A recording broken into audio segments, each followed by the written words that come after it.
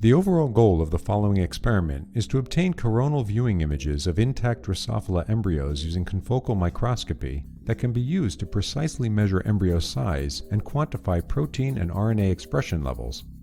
This is achieved by using a mounting media of gelatinous consistency to encase embryos within it and position them upright.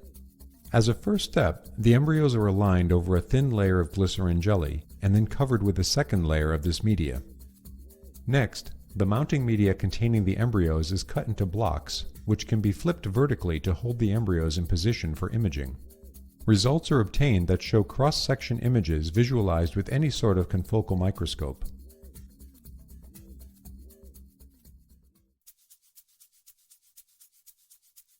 Hello, my name is Mirela Belu. I am a graduate student at the Mizutani lab in the biology department at Case Western Reserve University.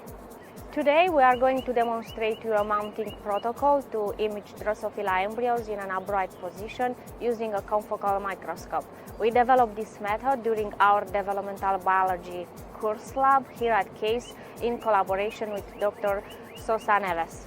The main advantage of this technique over existing methods like the end-on imaging technique developed by the Minden Laboratory is that it allows for simple preparation and visualization of fixed embryos or tissues of any size and shape. We first had the idea for this method when we needed to visualize cross-sections of very small embryos of other Drosophila species, which would be very difficult to hand slice. This method can help answer questions in the developmental biology field by allowing precise quantifications of gene expression and protein levels along the dorsal ventral axis. Typically, embryos are mounted longitudinally. While it is possible to get Z-stack reconstructions of cross-sections,